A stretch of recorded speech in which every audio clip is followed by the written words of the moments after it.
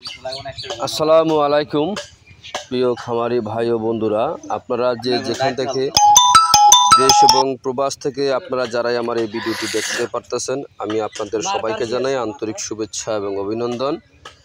এই যে এখানে দেখতে পারতেছেন কিছু ঘাসের কাটিং, এটা হচ্ছে আপনার ইন্দোনেশিয়ান স্মার্ট নেপিয়ার ঘাসের কাটিং। এর একটি কাটিং যদি আপনি রোপণ করেন, একটি কাটিং থেকে প্রায় 70 থেকে 100টি পর্যন্ত চারা প্রথমে গজিয়ে থাকবে। একবার কাটার পরে কয়েক গুণ বেশি চারা গজিয়ে থাকে। এই যে দেখেন ঘাস, এই ঘাসটি খুব সহজে আপনি গরু ছাগলকে খাওয়াতে পারবেন। এই ঘাসটি গরু ছাগলকে খাওয়াতে কোনো মেশিনের প্রয়োজন হয় না, মেশিন ছাড়াই আপনি ঘাসটি খাওয়াতে পারবেন। এই ঘাসটি আপনার উচ্চতায় আপনার 5 থেকে 6 ফিট পর্যন্ত সর্বোচ্চ হয়ে থাকে, কিন্তু এই ঘাসটি আপনার যখন আপনার 3 থেকে 4 ফিট লম্বা হয়ে থাকে ওই সময় আপনি খাওয়াতে পারেন। দেখেন এই ঘাসটির ঝোপে কিন্তু প্রচুর পরিমাণে ঘাস হয়ে থাকে। দেখেন এই ঘাসের ঝোপে কিন্তু আপনার এক একটি ঝোপে একবার কাটার পরে অনেকগুলি করে ঘাস হয়ে থাকে। এই ঘাসটি নরম ঘাস, পাতাযুক্ত ঘাস। অন্য ঘাসের তুলনায় এই ঘাসটি সবচেয়ে ভালো মানের একটি ঘাস।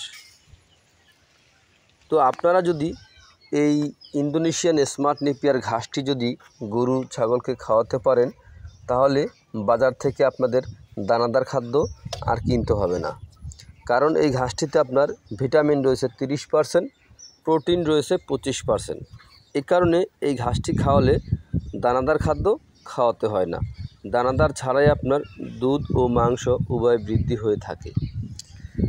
তাই খামার গড়ার পূর্বে আপনারা ইন্দোনেশিয়ান স্মার্ট নেপিয়ার ঘাসের পরিপক্ক কাটিং সংগ্রহ করবেন। যদি পরিপক্ক কাটিং সংগ্রহ করতে পারেন, তাহলে আপনিও পারবেন খুব সহজে আপনার গবাদি পশুকে এই ঘাসটি খাওয়াতে। দেখেন এই ঘাসটি আপনি কখন রোপণ করবেন, কোন জমিতে রোপণ করবেন। এই ঘাসটি যে কোনো জমিতে রোপণ করা যায়, যেমন আপনার এঁটেল মাটি হোক, বেলে মাটি হোক, দোআঁশ মাটি হোক। আর এই ঘাসটি আপনার যে কোনো সময়, যেমন আপনার শীত, গরম, বর্ষা, যখনই যে অবস্থায় থাকুক না কেন, আপনার ওই সময় ঘাসটি রোপণ করা যায়। তো আপনি বাংলাদেশের যে কোনো প্রান্ত থেকে, যেমন জেলা হোক, উপজেলা হোক, আমরা সারা বাংলাদেশে আমরা সুন্দরবন কুরিয়ার সার্ভিস অথবা জননী কুরিয়ার সার্ভিসের মাধ্যমে আমরা সারা বাংলাদেশে ডেলিভারি দিয়ে থাকি। চাইলে আপনিও ঘাসের কাটিং সংগ্রহ করতে পারেন। এই ঘাসটি যদি আপনি একবার রোপণ করেন, একবার রোপণ করলেই কিন্তু আপনার কমপক্ষে 5 থেকে 6 বছর পর্যন্ত আপনি খাওয়াতে পারবেন। এই ঘাসটি কিন্তু রোপণ করা হয়ে গেছে প্রায় 3.5 বছরের উপরে হবে। তারপর দেখেন কত সুন্দর ঘাস দেখতে। তো এরকম ঘাস যে রোপণ করতে পারেন, তাহলে আপনিও পারবেন আপনার গবাদি পশুকে ভিটামিন প্রোটিনযুক্ত ঘাস খাওয়াতে। দানাদার খাদ্য, কাঁচা ঘাস খাওয়াবেন, দানাদার খাদ্য পরিহার করবেন। দানাদার ছাড়া যদি আপনি গরু ছাগল পালন করতে পারেন, তাহলে খুব সহজে আপনি সফলতা অর্জন করতে পারবেন।